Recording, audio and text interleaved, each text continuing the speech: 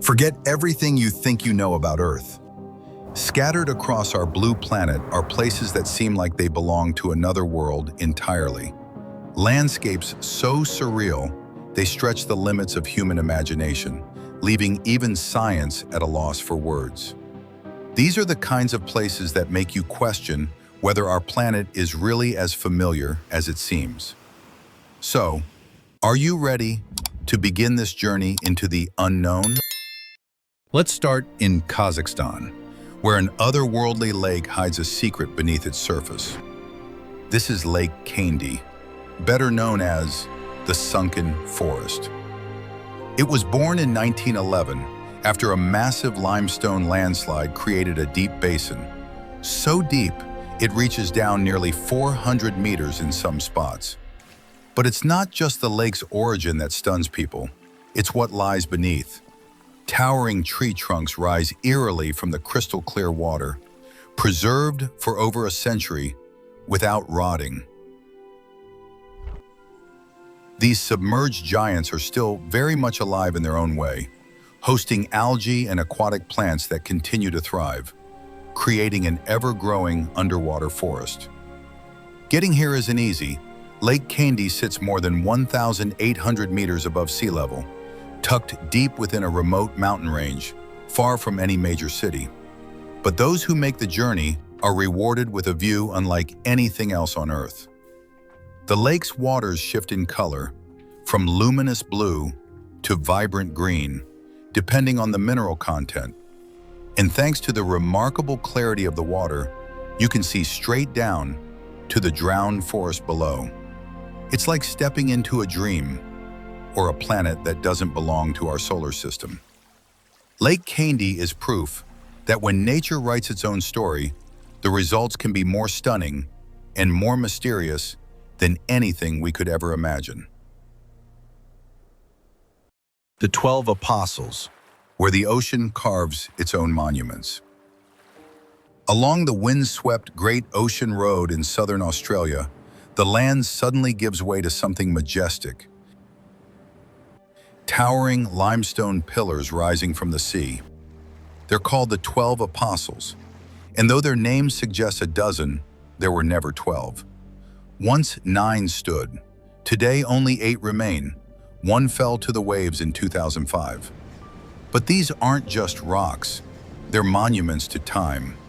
Formed over millions of years, the Apostles were once part of solid coastal cliffs.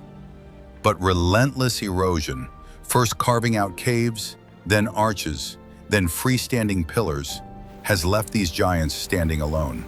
Some reach up to 50 meters high, about the height of a 15-story building. And they're not finished changing. Every wave that crashes at their base, every gust of salt-laced wind is still shaping them, wearing them down grain by grain. Someday, they too will fall. That impermanence is part of their beauty. At sunrise and sunset, the limestone glows with rich oranges and golds, like the cliffs are catching fire. During storms, the sea explodes around them, shrouding the pillars in mist and fury, turning a tranquil coast into a scene of raw, elemental power. To witness the 12 Apostles is to see nature as artist and destroyer. They remind us that even the strongest structures are only visitors in time. Magnificent, yes, but never permanent.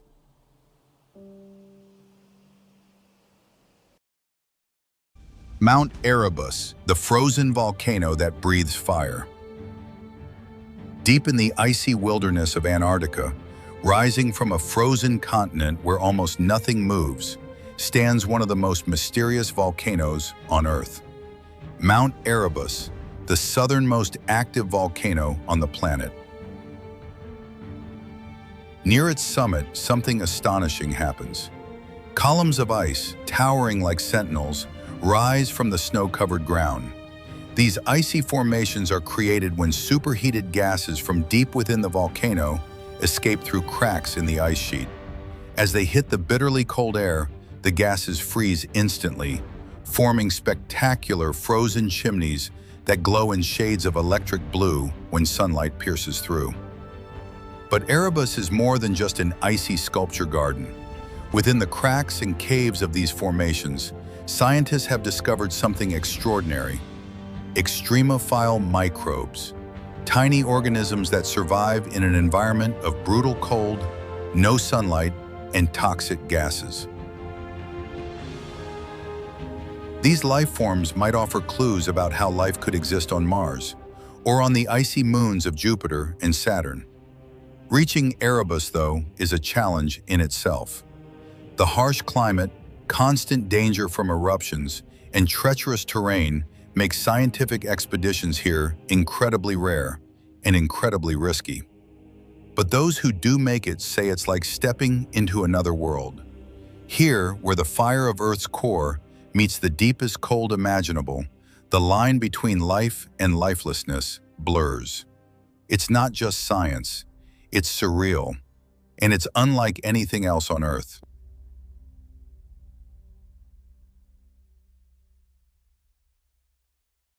Mount Thor, the mountain that defies gravity. Far above the Arctic Circle, on Baffin Island in Canada's Nunavut territory, there's a mountain so extreme it seems to laugh in the face of physics. This is Mount Thor, home to the tallest vertical rock face on Earth. Its western wall rises 1,250 meters straight up from the valley floor, almost a mile of sheer granite tilted at a staggering 105 degrees, which means it actually leans outward. It doesn't just climb, it hangs. And yet, Mount Thor stands just 1,675 meters above sea level, far shorter than Everest or Denali. But height was never the point. It's the wall that defines this mountain, and the challenge it presents. Mount Thor is tucked deep inside Aleutiuk National Park, surrounded by untouched Arctic wilderness, glaciers, icy rivers, and silence. Even in summer, temperatures often dip below freezing, making any approach a test of endurance before the real climb even begins.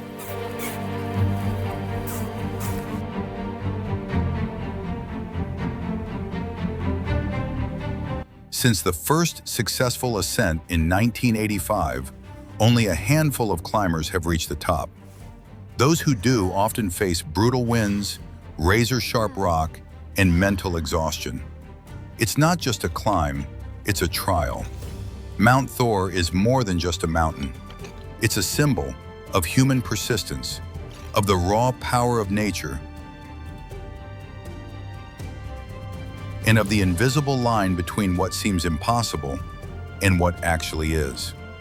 Up here, there's no noise, no comfort, no distraction, just stone, sky, and the limit of your own willpower. Volcano Island, the island that survived fire and ash. In the heart of the Philippines, there's a place so geologically complex, it sounds almost impossible. Imagine this: a volcanic island sitting inside a lake, which itself sits inside a larger volcano on a bigger island surrounded by yet another lake. This is Volcano Island, part of the Taal volcano system, one of the most active and unpredictable volcanoes in Southeast Asia. Taal has been shaping the landscape for centuries, forming a vast caldera lake known as Lake Taal, now one of the largest crater lakes in the world.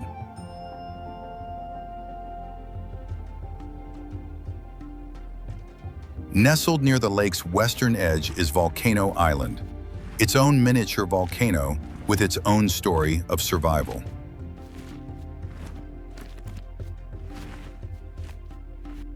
In 2020, Taal erupted with incredible force, blasting ash and debris as far as Manila, nearly 100 kilometers away. The world held its breath, fearing that Volcano Island had been erased. But when the smoke cleared and the waters receded, it was still there, scorched but standing. Over time, the lake refilled, plants returned, and life quietly resumed, as if the island had simply weathered a passing storm. For the people living around Taal, Volcano Island is more than just a geological marvel.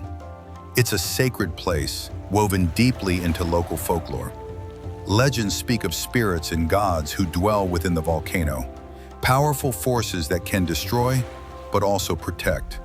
For many, the island is a living symbol of nature's might and of the invisible thread that connects people to their ancestors. Volcano Island is resilience made visible, a testament not only to the Earth's power, but to the enduring spirit of those who call this trembling ground their home. Deadvlei, where the trees refuse to die. In the heart of Namibia's Namib National Park, there's a place so haunting it feels like the setting of a dream, or maybe a warning from the earth itself. This is Deadvlei, which roughly translates to dead marsh. But don't let the name fool you. This isn't just a dried up swamp. It's one of the most mysterious landscapes on the planet. Here under the blazing African sun stand the blackened skeletons of camelthorn trees, some of them over 900 years old. Their trunks, bare and twisted, have not rotted because they can't. The air is so dry, so completely devoid of moisture, that no bacteria or fungi can break them down. So these trees remain silent, unmoving, preserved in time. But it wasn't always like this. Long ago, Deadvlei was a thriving oasis, fed by a river called the Sauchub. Water reached this basin only during rare floods, brief gifts from distant rains. Life flourished. Trees grew tall. Shade existed. Then came the dunes. Massive sand dunes, some of the tallest in the world, rising up to 300 meters, shifted over time and blocked the river's flow.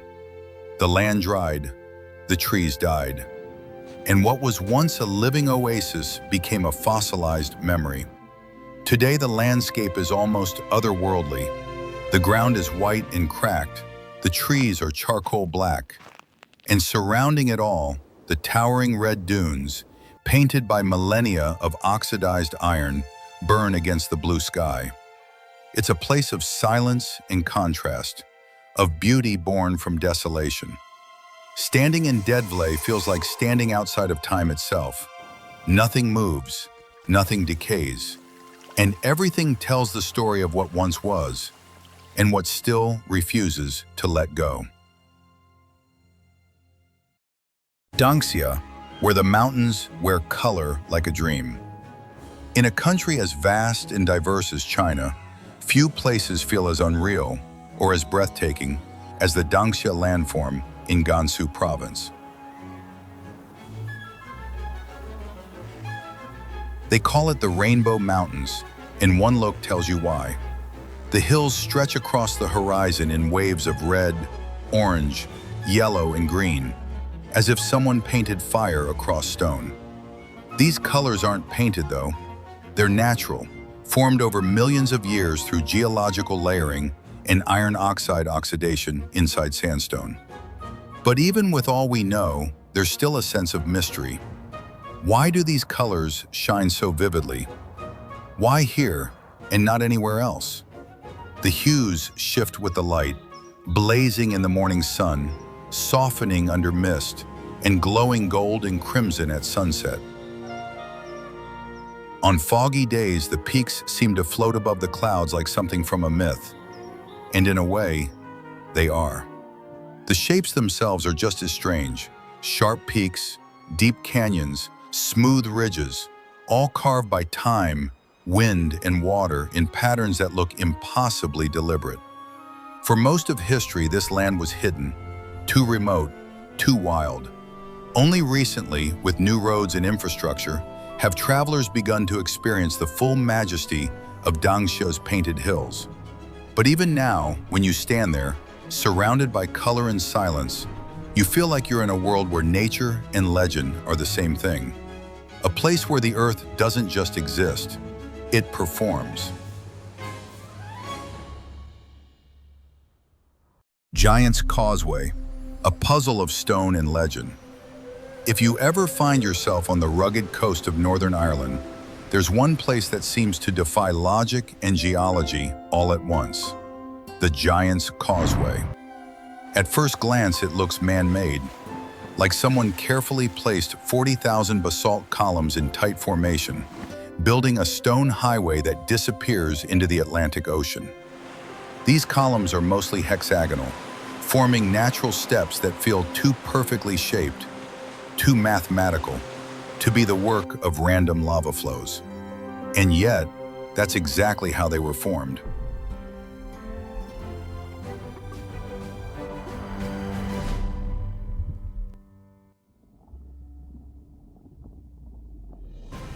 Over 50 million years ago, volcanic activity caused molten basalt to rise and cool at just the right pace and pressure. The result? A natural sculpture so precise, it still puzzles scientists to this day.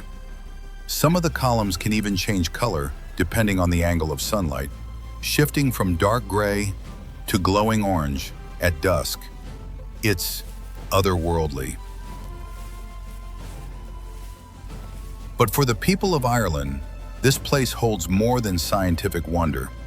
It holds myth and meaning. According to legend, these stones were built by a giant named Finn McCool, who planned to march across the sea to Scotland to fight his rival. But when he saw how enormous the Scottish giant was, he ran home in fear. His clever wife disguised Finn as a baby. When the rival giant arrived and saw the child, he panicked, assuming the father must be unimaginably large, and fled, destroying the causeway behind him. This legend is woven deep into Irish culture, adding an air of mystery that science can't touch. Standing there, with waves crashing against the stone and the sky burning orange in the late-day sun, it's hard not to feel like you've stepped into something ancient, something far bigger than us. Here, nature and folklore meet, and together they create a place that's both impossible to explain and impossible to forget. The Moeraki Boulders, ancient spheres washed ashore by legend and time. Scattered along Coco Hay Beach on the coast of New Zealand's South Island, strange, almost perfectly round boulders sit like forgotten relics of a different world. These are the Moeraki Boulders, and they puzzled scientists, storytellers, and travelers for generations. Some of them stretch 2 meters across, massive stone spheres with unnaturally smooth surfaces. For centuries, no one really knew what they were or how they got there. Today, science offers a plausible explanation. These stones are concretions, formed about 60 million years ago beneath the seabed. The process is similar to how pearls form. Minerals like calcite slowly gathered around a central core, building up over millions of years into the rounded forms we now see washed ashore. But knowing how they formed doesn't make them any less magical. Some boulders have cracked open with time, revealing intricate patterns of crystals and minerals called septarian nodules, geometries etched by nature that look like alien blueprints. And then there's the legend. According to Maori tradition, the Moeraki boulders are the petrified remains of eel baskets and food containers from a great canoe, the Arai Turu, which wrecked off the coast long ago. The nearby cliffs are said to be the fossilized sides of the sunken vessel. For the Maori, these boulders aren't just stones. They're sacred reminders of ancestry, migration, and the deep spiritual connection between people and land. Whether you stand in awe of their geological mystery or feel pulled in by ancient stories, the Moeraki boulders radiate a quiet, mesmerizing beauty. They're not just rocks on a beach, they're time capsules, each one whispering a secret from both science and spirit. Bermeja, the island that might never have existed. There was a time when maps were part science, part storytelling, when cartographers relied less on satellites and more on sailors' tales. And sometimes they drew islands that may never have been there. One of the strangest of these is Bermeja, A tiny red dot once marked just 185 kilometers off the coast of Mexico's Yucatan Peninsula. For centuries, its existence was never questioned. It appeared on Spanish maps from the 16th century, then on naval charts, navigation systems, on paper after paper. Everyone assumed Bermeja was real. But in the 20th century, something changed. With new maritime laws being drawn, the presence of Bermeja would have expanded Mexico's exclusive economic zone, especially in waters believed to be rich in oil. Suddenly, an old island had new political importance. So, Mexico sent ships. Expeditions in the 1990s, equipped with sonar, satellites, and modern technology, searched the sea.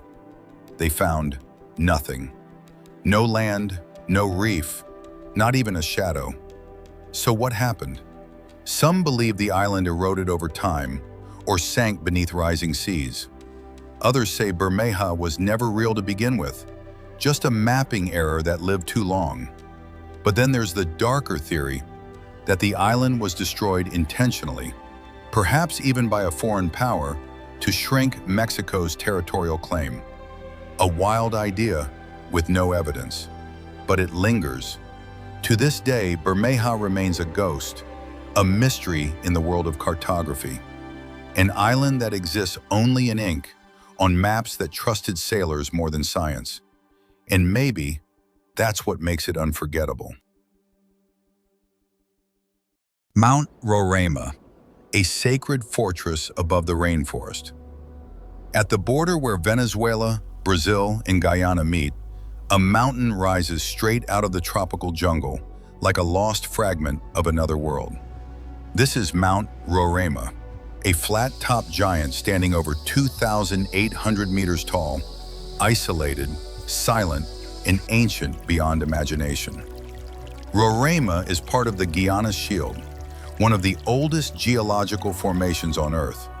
Its summit spans nearly 31 square kilometers, and for millions of years it's remained cut off from the outside world, forming a kind of natural island in the sky. What lives up there is nothing short of bizarre. Carnivorous pitcher plants, strange insect species, and creatures found nowhere else on Earth. The top of the mountain is wrapped in cloud forests, and its vertical cliffs stand like fortress walls, protecting this prehistoric ecosystem from time itself. The wind and rain have sculpted the summit's rocky surface into formations that look like the ruins of a forgotten city. Early explorers even believed they'd stumbled upon the remains of a lost civilization. But to the Pemon and Capon peoples, who have lived in the region for generations, Roraima is more than just a mountain. According to legend, it was once a giant tree that bore every fruit and vegetable in the world. One of their ancestors, in an act of defiance, cut it down, triggering a great flood that changed everything. Only the base of the tree remained, and that base became Mount Roraima. Today, Roraima still stands, half myth, half mountain, a place where science meets spirituality and where Earth holds on to secrets that have been hidden in the clouds for millions of years. Haukadalur, Iceland's living valley of steam and steam.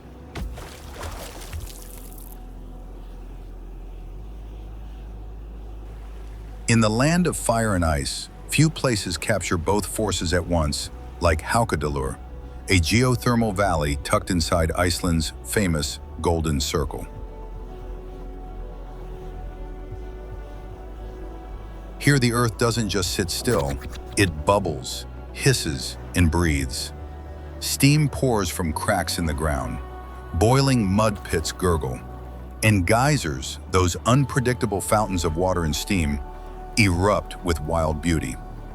The most famous is Strokr, which shoots jets of water dozens of meters into the air every few minutes, like a heartbeat from deep underground. But nearby lies something older, stranger, the Great Geyser, the one that gave its name to all geysers around the world. Though it rarely erupts now, it once hurled water more than 70 meters high, a blast of raw power that left early travelers speechless. What makes Haukadalur so mesmerizing isn't just the eruptions, it's the silence between them. The hiss of sulfur rising from the earth, the shimmer of heat in the cold northern air, the feeling that this land is alive and always watching. Even with science explaining the heat beneath the surface, the behavior of the great geysers still puzzles geologists. It can lie dormant for decades, only to erupt again after an earthquake, as if woken by some ancient force. For many Icelanders, this place isn't just geothermal, it's spiritual. According to local legends, elves and hidden beings live beneath the rocks and hills. They're said to guard the valley's secrets, whispering through the steam and shadow. In Haukadalur, the earth speaks, and if you're quiet enough, you just might hear it. Mount Kailash, the mountain the world chose not to touch. Rising quietly in the remote reaches of Tibet, Mount Kailash stands at 6,600 meters. Not the tallest peak in the Himalayas, not even close. But no mountain carries more spiritual weight.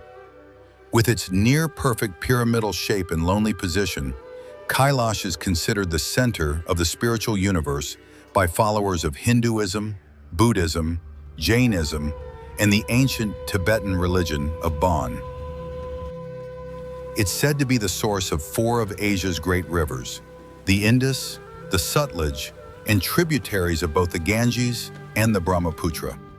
This alone gives it mythical significance, the navel of the world, the place where life begins. But here's the most astonishing thing. No one has ever climbed Mount Kailash. Not because it's impossible, but because it's forbidden. The local people believe the summit belongs to the gods, and climbing it would be a spiritual violation. Even the Chinese government, despite its usual stance, has upheld this belief, issuing a permanent ban on all climbing expeditions. And the legends are clear. Those who try to conquer Kailash will bring catastrophe upon themselves, or worse, upon the world. In a time when humans summit Everest and map the ocean floor, Kailash remains untouched, not by force, but by choice. It's one of the last places on Earth where reverence outweighs ambition. There may come a day when that changes, but for now, Kailash remains what it has always been, sacred, silent, and sovereign. Devil's Tower, where Earth rises like a prayer. In the vast, open plains of Wyoming, rising from a sea of pine and prairie, stands a formation so sudden, so unexplainably vertical, it almost feels supernatural. This is Devil's Tower, a monolithic column of volcanic rock, soaring more than 1,200 feet, 386 meters, above the surrounding landscape. From a distance, it looks like a tree stump carved by giants, or the tower of some forgotten god. But its formation wasn't carved by hands, it was born underground. Millions of years ago, magma pushed up from deep inside the earth, cooling slowly beneath the surface. As it cooled, it cracked into perfect vertical columns, forming the strange, fluted walls we see today. Then time, erosion, and the steady hand of nature stripped away the softer rock around it, leaving this tower alone. But the science doesn't tell the whole story. For many Native American tribes, including the Lakota, Cheyenne, and Kiowa, this place is sacred. One ancient legend says that a group of girls, chased by a massive bear, climbed onto a rock and prayed to the Great Spirit. The earth rose beneath them, lifting them to safety. The bear clawed at the sides, leaving deep vertical grooves. The girls were carried into the sky, becoming the stars of the Pleiades. Today, Devil's Tower is a spiritual site, a national monument, and a magnet for climbers, mystics, and storytellers. Some come for the view, others for something more, a connection to the past, to the land, to something greater. Here, in the silence of the wind and the shadow of stone, it's hard not to believe that the earth itself was reaching upward, as if in prayer. From rainbow mountains to vanished islands, from sacred peaks no one dares to climb, to towers that pierce the sky like ancient prayers, our planet still holds secrets we can't explain. And maybe that's what makes it so beautiful. If you enjoyed this journey through the world's most mysterious landscapes, don't forget to subscribe to our channel for more stories like this. There's a whole world out there still waiting to be uncovered. Watching on a TV? Scan the QR code on your screen to subscribe instantly and never miss an episode. Thank you for traveling with us. And until next time, stay curious.